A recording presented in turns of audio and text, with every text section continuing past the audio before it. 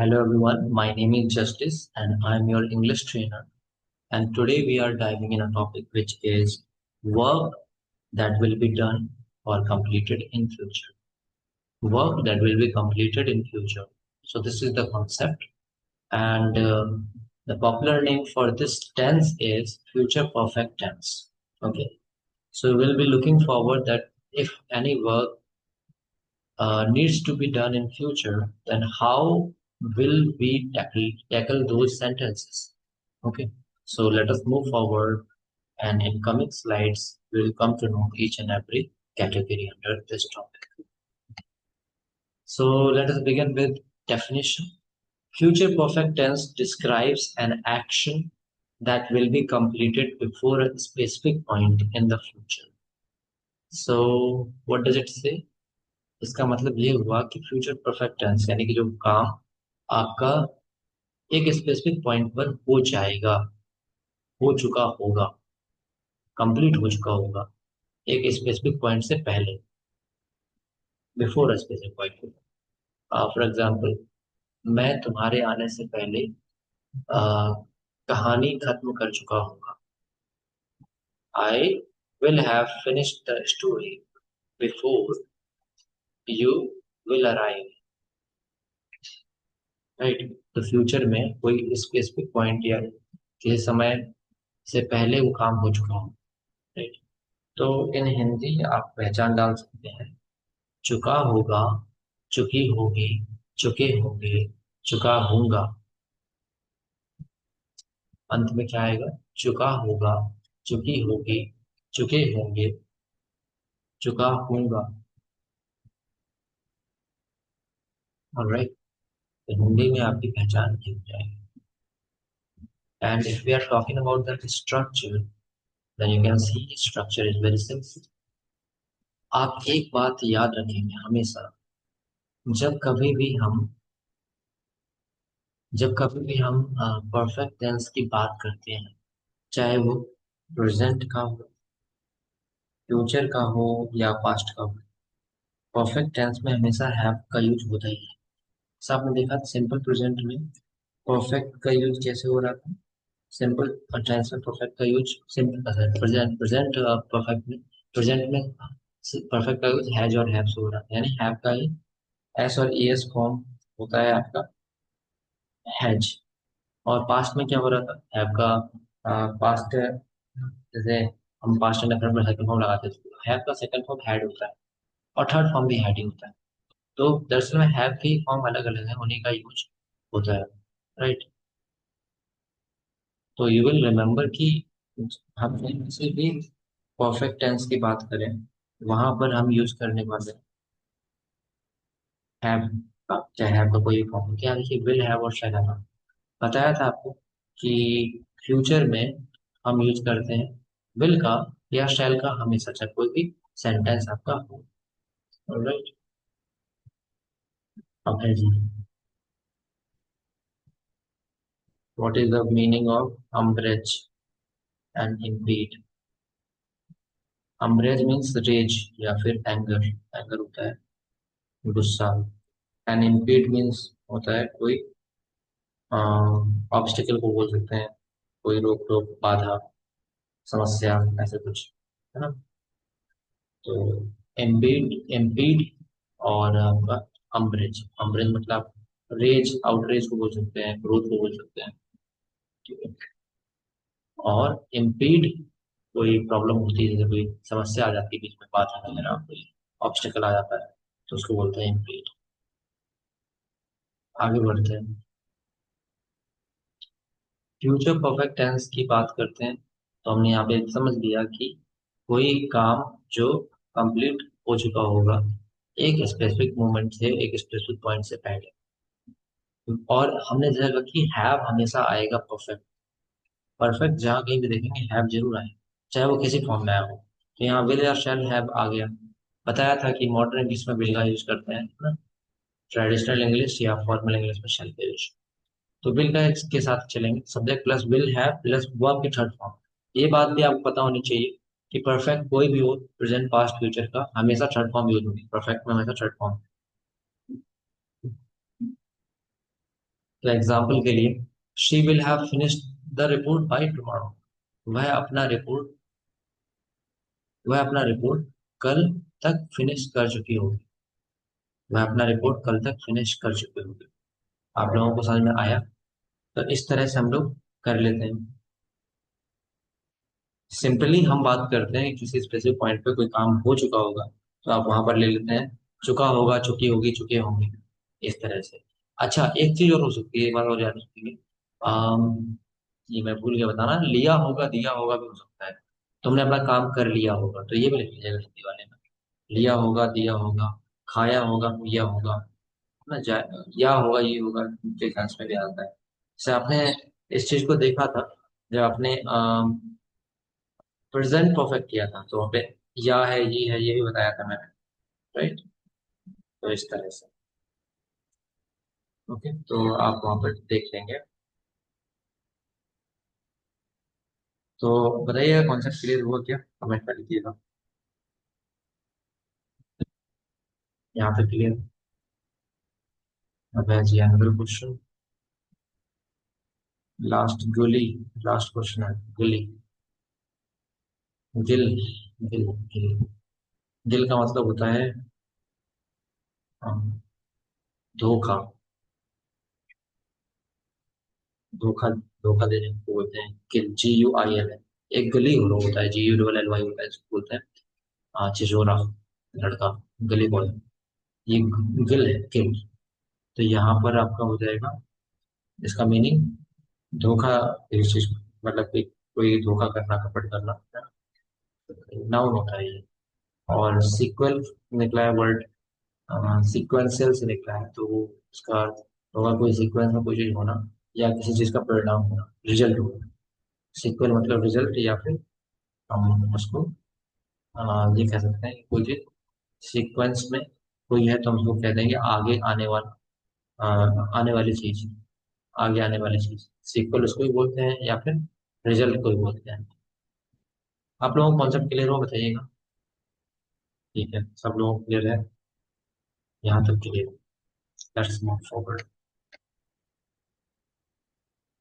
When to use, to describe an action that will be completed before,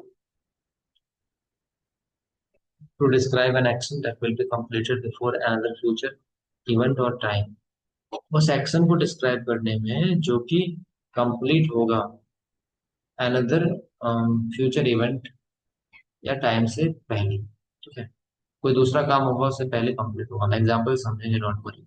और to express certainty that something will be finished by a specific deadline. और ये भी चीज होगी, ये चीज सुनिश्चित होगी इस प्रकार के वाक्यों में कि कोई चीज कंप्लीट हो चुकी होगी, हो जाएगी एक डेडलाइन तक, है ना? स्पेसिफिक डेडलाइन तक। कोई आपको डेडलाइन दे रहा है, तो आप बोलेंगे कि इस दिन तक कंप्लीट हो जाना चाहिए, है ना? तो आप बोलेंगे हाँ हो चुका होगा कंप्लीट, तब तक तब तो कंप्लीट कर चुका होगा, है ना? तो वो डेडलाइन को कंप्लीट, डेडलाइन से कंप्लीट करने के तात्पर्य में भी इसका यूज कर लेते हैं।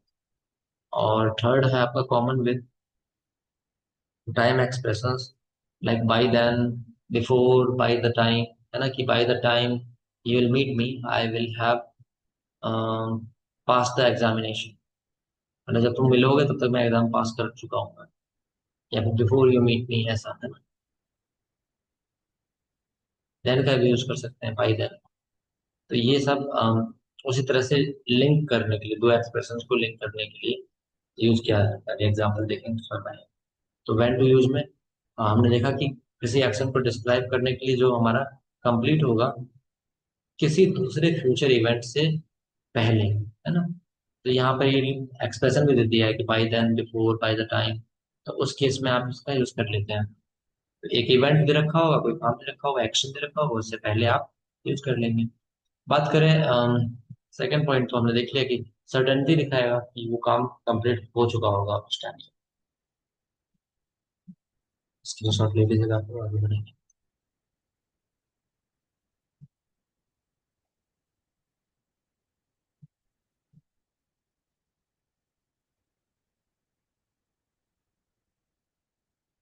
Sir we move forward. और अब जो जियो writing can take screenshot if you want.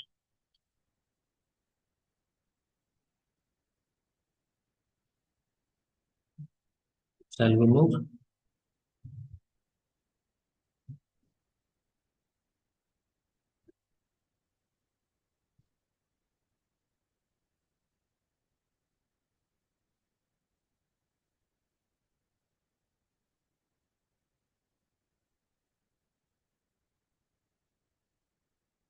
Helping verbs. Now we are talking about helping verbs. तो as you know कि will have का यूज करने वाले हैं मॉडर्न इंग्लिश हम लोग पढ़ रहे हैं, राइट? तो use will have with all subjects in modern English. shall have का यूज कर सकते हैं फॉर्मल इंग्लिश में या फिर ट्रेडिशनल इंग्लिश में। तो आपको will have के साथ चल रहा है।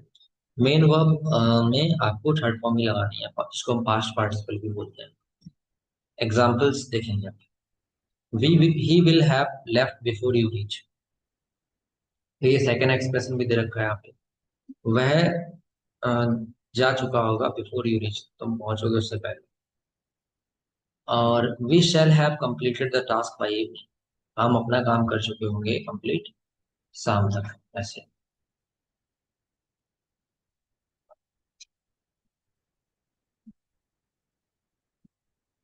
इस तरह से आप कर लेंगे। हेल्पिंग वर्ब्स विल हैव लगेगा। बाकी आप अगर फॉर्मल इंग्लिश की बात करें तो शैल हैव लगता है। और थर्ड पॉइंट आपका मेन वर्ब यूज होता है आपका थर्ड फॉर्म में, राइट? एग्जाम्पल्स की बात करें तो he will have left before you reach, वह जा चुका होगा उससे पहले कि तुम पहुंचोगे उससे पहले वह जा चुका होगा। ओके, तुम पहुंचोगे उससे पहले वह जा चुका होगा। और आगे बात करें तो ये एग्जांपल है we shall have completed the task by evening, हम शाम तक अपना काम कर चुके होंगे, है ना? शैल हैव की जगह विल हैव लगा सकते हैं यहाँ पे, एक तरह से ऐड कर दिया थोड़ा सा एक्सटेंड करने के लिए। तो विल हैव के साथ ही चलिएगा। Take the screenshot, we are moving forward.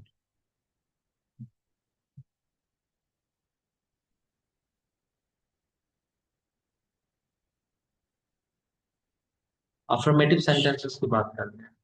Simple सी बात है, स्ट्रक्चर आप लिखेंगे सब्जेक्ट प्लस विल या शैल हैव और वी थर्ड। विल या शैल हैव आ जाएगा और उसका वी थर्ड लगाएंगे। तरीका वही रहेगा मॉडर्न इंग्लिश में will have, shall have traditional English में। तो आप विल हैव का यूज करेंगे। एग्जाम्पल्स की बात करें तो जैसे I will have written the letter, मैं पत्र लिख चुका हूँ। She will have reach the station, वह स्टेशन जा चुकी होगी। They will have completed the homework, वे होमवर्क कंप्लीट कर चुके हों। तो ये आपका अफर्मेटिव हो गया। Very simple structure. सब्जेक्ट के जस्ट बाद शैल हैव या विल हैव लगेगा और वर्ब की थर्ड फॉर्म आ जाएगी। याद रखेंगे यहाँ पर भी केस दो हेल्पिंग वर्ब वाला है, राइट? तो मुझे कोई बताएगा कि नॉट कहाँ पे लगेगा अगर नेगेटिव बनाऊंगा तो? शैल हैव नॉट होगा या नॉट, नहीं विल में बताइएगा, विल हैव नॉट होगा या नॉट विल हैव होगा या विल हैव नॉट होगा, क्या होगा नेगेटिव में? विल हैव नॉट होगा, नॉट विल हैव होगा या विल नॉट हैव होगा, क्या होगा?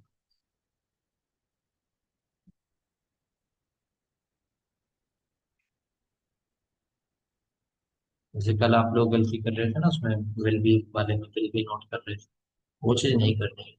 जब भी एक से ज्यादा हेल्पिंग वर्ब हो तो पहले वाले हेल्पिंग वर्ब के बाद yes between will and have, sorry will not have. ठीक है, आपको सही करना है। विल नॉट हैव को वॉन्ट हैव बोल सकते हैं। तो ये आपका अफर्मेटिव हो गया, आई गेस आपको समझ में आया होगा। I will have written the letter, मैं पत्र लिख चुका हूँ। She will have reach the station, वह स्टेशन जा चुकी होगी। They will have complete the homework, वे होमवर्क कंप्लीट कर चुके होंगे। इस तरह से हम कर लेंगे इसमें। ये हमारे एग्जाम्पल्स हो गए। अब हम आपसे पूछना चाहेंगे, बताइएगा, मैं खाना पका चुका हूँगा, इसका बताएंगे आप लोग। मैं खाना पका चुका हूँ।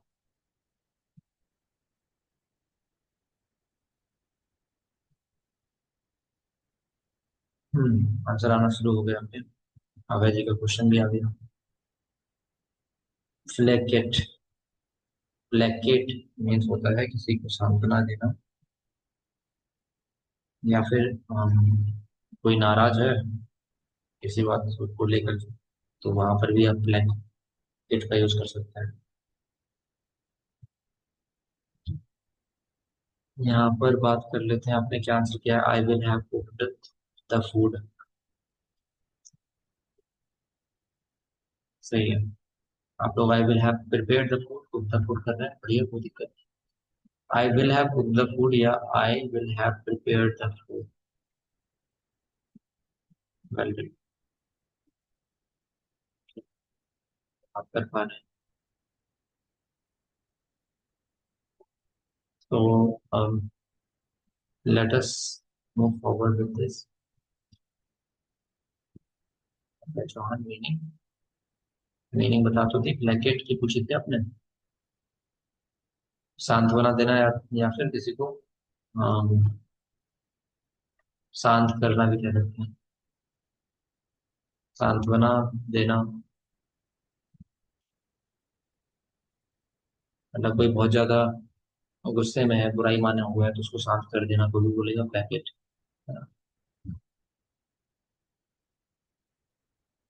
नेगेटिव भी करने लगे गुस्से से, आई विल नॉट हैव। तो आगे बढ़ते हैं। अफर्मेटिव के लिए आप एक्सरसाइज का स्क्रीनशॉट ले लीजिए। Take the screenshot of the exercise for affirmative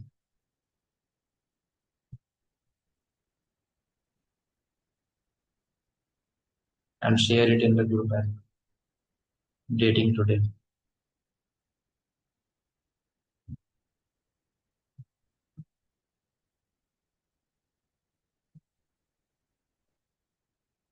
All right, so in this way you've done this.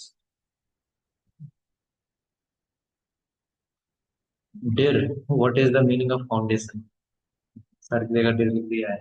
dir, foundation means किसी की आधार, आधार को बोलते हैं फाउंडेशन, या फिर क्या हो जाएगा, नींव, नींव को भी बोल सकते हैं फाउंडेशन, आधार या नींव। कहते हैं ना फाउंडेशन स्ट्रांग स्ट्रांग होना चाहिए।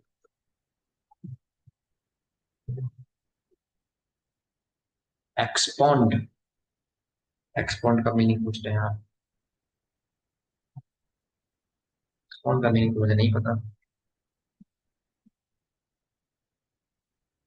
एक्सपॉन्ड वर्ड, एक्सपांड तो जानते हैं, एक्सपांड, एक्सपॉन्ड नहीं जानते हैं। एक्सपांड तो नहीं पूछ रहे थे आप? Expand, XP E XP A N D, इसको एक्सपैंड पढ़ते हैं हम लोग। अगर वो पूछ रहे हैं तो उसका मतलब होता है कि कोई चीज विस्तार में बढ़ाना, बढ़ा चढ़ा के बताना, या एक्सपैंड करना देते हैं। एनवायरमेंट, कितने सारे मीनिंग है आपको। एनवायरमेंट मतलब होता है जो आपके आसपास है, उसको बोलते हैं environment। हिंदी क्या होगी इसकी? पर्यावरण। हम्म, आगे बढ़ते हैं। अब मीनिंग वाला ही अब खेल खेलने लगे हो। तो यहाँ पर हम देखते हैं एक्सरसाइज अफर्मेटिव सेंटेंसेस हो गया आपका, ये आपने स्क्रीनशॉट ले लिया होगा। आगे बढ़ते हैं एंड नेगेटिव पे आते हैं।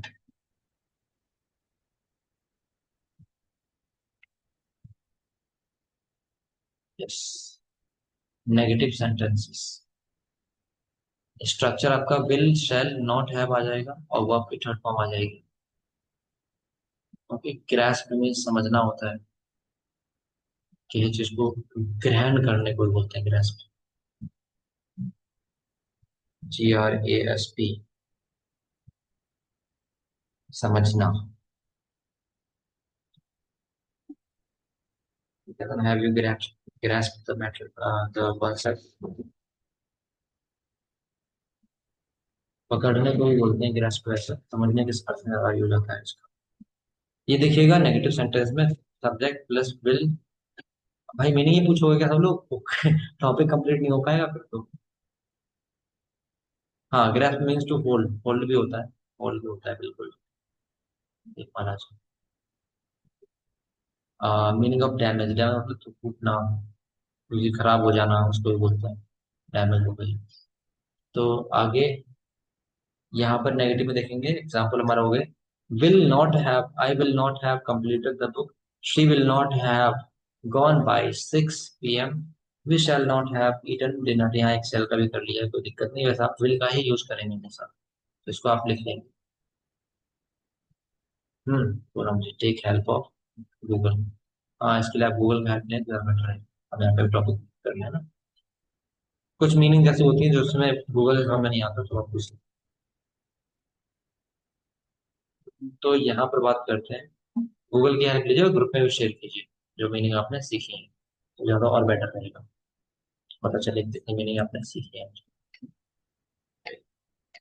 बेटा,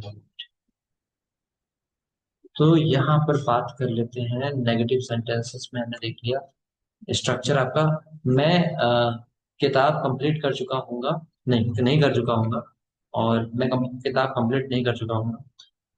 वह 6 बजे तक नहीं जा चुकी होगी, वह 6 बजे तक नहीं जा चुकी होगी। And we shall not have eaten dinner, और हम अ, रात का भोजन नहीं कर चुके होंगे।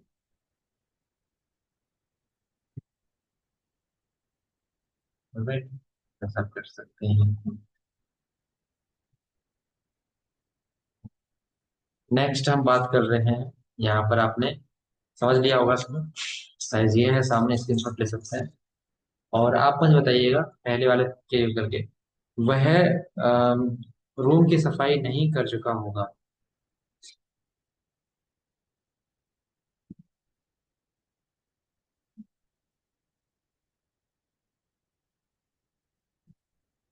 रघु जी ने एक मीनिंग पूछी, सॉफ्ट। सॉफ्ट को क्या बोलते हैं? Kitchen stuff. सॉफ्ट को फैनल भी बोलते हैं, FENNE, डबल एल नहीं, FENNEEL, फैनल। और भी होता है इसका कोई, सीड्स में भी आता है इसका, एक फैनल होता है मीनिंग इसका, FENNEL, पैनल, FENNEL।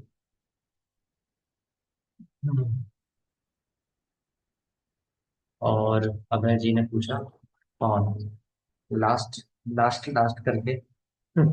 चलिए, कौन मतलब होता है कोई पेल कलर में हो तो उसको बोलते हैं कौन, या फिर कौन एक किड को भी बोलते हैं, कब ऑफ डियर। कौन, कौन आपका पेल कलर के लिए वो एडजेक्टिव हो जाए, और जब हम मतलब कब ऑफ या किड ऑफ डियर लेंगे तो वहां पे नाउन रहेगा। ठीक है, इस तरह से। और एक वर्ब के रूप में भी यूज होता है, अगर आप मतलब किसी को बहुत ज्यादा होता है चाटुकारिता करना, तो वहां पे फोन का यूज कर लेते हैं, he is fawning, he is fawning, ऐसे करके कि वो बहुत ज्यादा चाटुकारिता कर रहा है। हम्म। आप लोगों ने बनाया है, I will not have clean the room. नहीं, ही विल होगा ना, मैंने बोला तो, वह बोला था, अच्छा, ही will not have clean the room, ये होगा, वह रूम की सफाई नहीं कर चुका होगा, ही will not have clean the room. Next बढ़ते हैं आगे, इंट्रोगेटिव में डाल लीजिएगा स्ट्रक्चर आप लोग।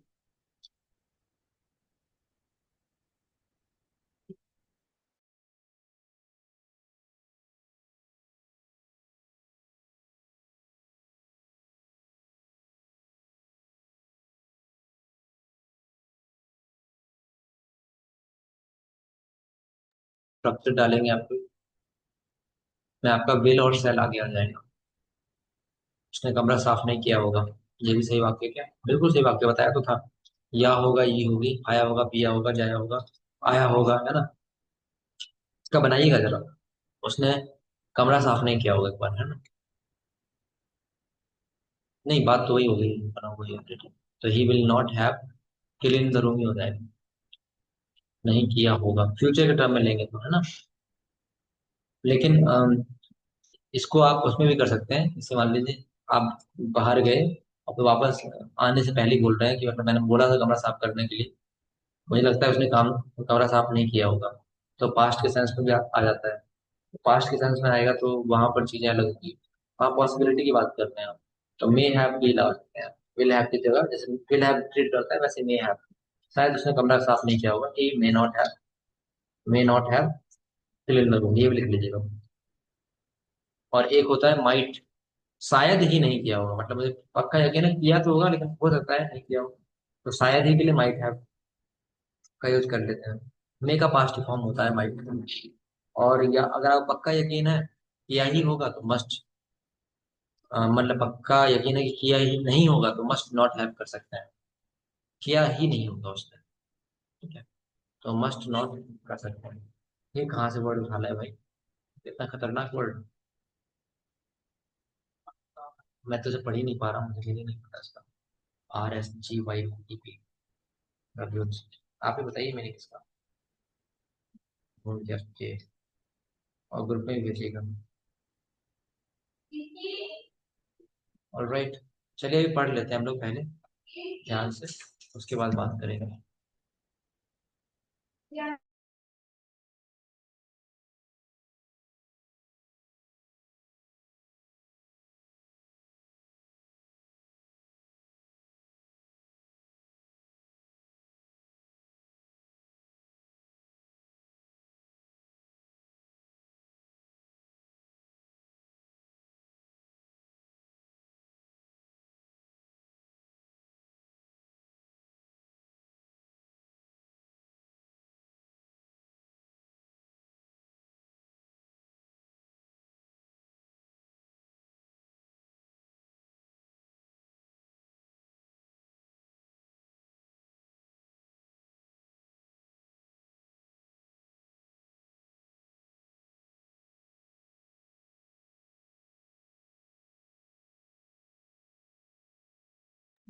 लिसन टू मी, और रिपीट अगन बोल रहे हैं हम लोग। हाँ, वो वॉइस इसलिए नहीं आ रही थी, मैंने बंद कर दिया था, थोड़ा सा प्रॉब्लम थी। ओके, आप उसके बारे में बोल रहे हैं मे वाले को ना। मे हैव होता है, माइट हैव होता है। Sir please tell them ask this word meaning in practice. हाँ, प्रैक्टिस सेशन में पूछ सकते हैं, because they are creating the disturbance between class. आप प्रैक्टिस सेशन में पूछ सकते हैं, नहीं तो ग्रुप में पूछिए, सबसे बेटर वे में। बहुत सारे लोग आंसर करेंगे वहाँ पे, है ना।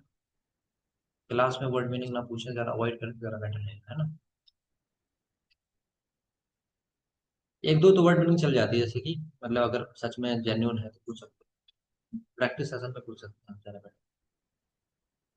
Sir give the answer of my question, क्या क्वेश्चन था आपका। मीनिंग ऑफ साइंस पूछ रहे हैं, बताओ भाई।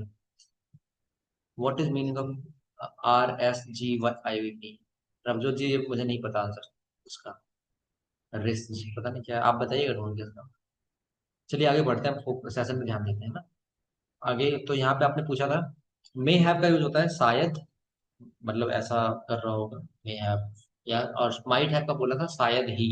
और मस्ट हैव का पक्का उसने काम नहीं किया होगा, ऐसा कुछ, है ना। भाई रवजोत जी, वो मीनिंग नहीं आती तो नहीं आती, सिंपल, है ना। अब कोई परफेक्ट तो नहीं होता ना। उसका मीनिंग आप ढूंढिएगा, गूगल वगैरह पर बताइएगा। चलिए आगे बढ़ते हैं। नेगेटिव सेंटेंसेस को हमने देख लिया, इसकी एक्सरसाइज लिख लेंगे आप लोग। ये स्क्रीनशॉट ले लीजिए, ग्रुप में भी शेयर कर दीजिएगा।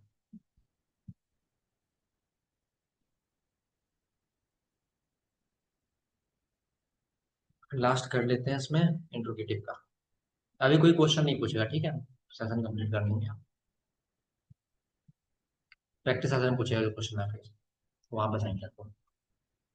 इंट्रोगेटिव सेंटेंस की बात करते हैं हम, तो यहाँ पर विल या शैल आगे आ जाएगा, एंड देन सब्जेक्ट, उसके बाद हैव और वर्ब की third form.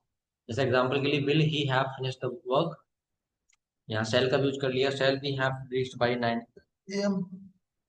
Will you have completed the assignment, क्या वह काम पूरा कर चुका होगा, फिर समाप्त कर चुका होगा। क्या हम 9 बजे पहुंच चुके होंगे, 9 बजे तक पहुंच चुके होंगे। और क्या तुम अपना असाइनमेंट पूरा कर चुके होंगे, अपना काम पूरा कर चुके होंगे। तो इस तरह से अब मुझे आप बताएंगे, कैन यू रिपीट अगेन। मे, मे मतलब होता है श्रद्धा जी शायद, इसके बारे में आप आगे आने वाले क्लासेस में पढ़ेंगे, मॉड्यूल्स में, डोंट वरी, ठीक है, तो उसमें डिटेल में पढ़ेंगे। वैसे मे मतलब शायद के रूप में यहाँ पे मैंने बोला था। परमिशन वाला भी पढ़ेंगे, सब कुछ पढ़ेंगे मॉड्यूल, ठीक है। और माइट का मतलब बोला था शायद ही। मे मतलब शायद, और माइट मतलब शायद ही, और मस्ट मतलब पक्का, और भी इसके यूज होते हैं, इसके अलावा भी है ना, मे के और मस्ट के, तो उसको पढ़ेंगे हम आने वाले क्लास में।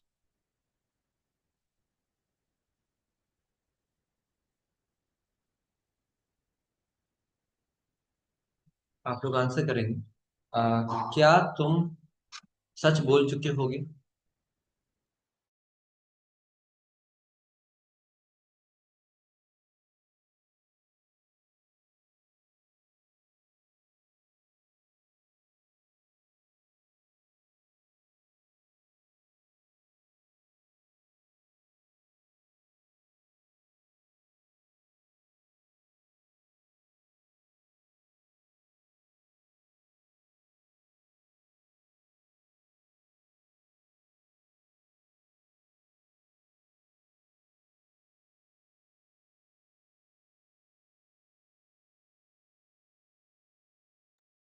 बिल्कुल सही कर रहे हैं आप लोग। Will you have spoken the truth?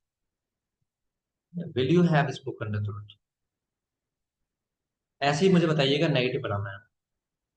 Negative का स्ट्रक्चर बहुत सिंपल होगा, लिख लीजिएगा। विल या शैल, फिर सब्जेक्ट के बाद नॉट, फिर हैव, फिर वर्ब थर्ड। सब्जेक्ट और हैव के बीच में नॉट लगाना है बस। या फिर आप वांट के साथ बना सकते हैं, वांट या शैल, है ना। वांट सब्जेक्ट प्लस हैव और वर्ब थर्ड। बताइएगा, क्या तुम झूठ नहीं बोल चुके होगे? इसी का बनाइए जल्दी से।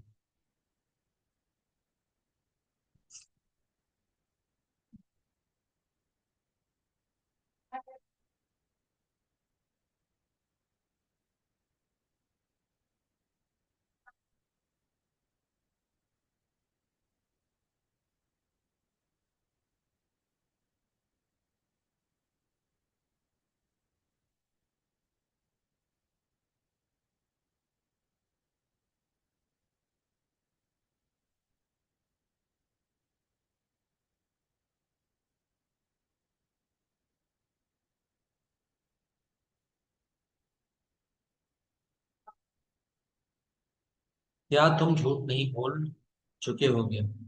अच्छा, स्पोकन ट्रुथ कर रहे हैं आप लोग। आप शायद स्पोकन ट्रुथ बोला था ना। Will you not have told a lie, ऐसा हो जाएगा अगर झूठ का बोला हुआ तो। और सच का बोला हुआ तो will you not have spoken the truth. ठीक है। मर्जा जी, आपने वॉन्ट यू टोल्ड अ लाई किया है, वॉन्ट यू हैव होगा। विल नॉट का वॉन्ट हो गया, ठीक है।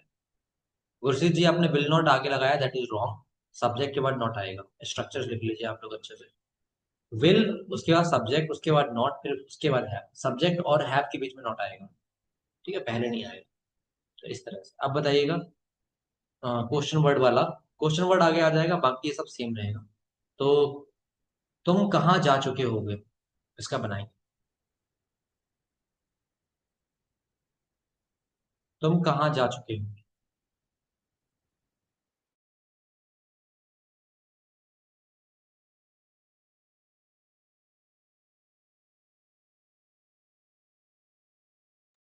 Where will you have gone, तुम कहाँ जा चुके हो, correct. Where will you have gone हो गया।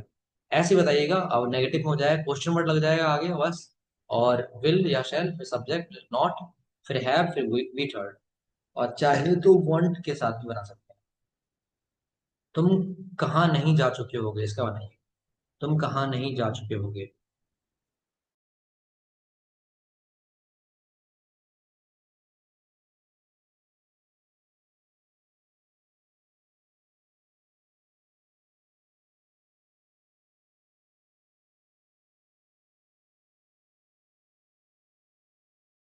सही कर रहे हैं आप लोग, दोनों ही सही है। चाहे आपने where will you not have gone किया हो, चाहे where won't you have gone किया हो, both of them are correct.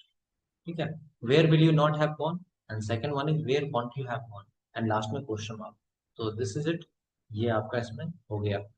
Exercise की स्क्रीनशॉट ले लीजिएगा और ग्रुप में शेयर कर दीजिएगा। ये be doing this as homework. Okay. Where will not you नहीं होगा, ठीक है। यू के बाद आपको नॉट लगाना है। कुछ लोग where will you, will not you भी कर रहे हैं, तो वो आपका इनकरेक्ट होगा। ठीक है। Where will you not have gone, where will you not have gone, subject के बाद ही नॉट लगेगा। क्लियर? चलिए, आपने ले लिया स्क्रीनशॉट। तो अब हम सेकेंड मीटिंग में ज्वाइन कर लेंगे। समरी यही है कि विल और शैल के साथ थर्ड फॉर्म। और फ्यूचर में किसी पॉइंट से पहले कोई काम कंप्लीट होता है, वो हो चुका होगा तो उसके लिए करते हैं। ये एक्सप्रेशंस हैं, इस समय हो जाएगा, 5 बजे तक हो जाएगा, उससे पहले हो जाएगा। फॉर्मल टोन में हम शैल हैव का यूज करते हैं, वैसे विल हैव। ठीक है? तो आइए दूसरी मीटिंग में, and there will be practising. और अगर कोई डाउट हो तो आप पूछेंगे वहाँ पर।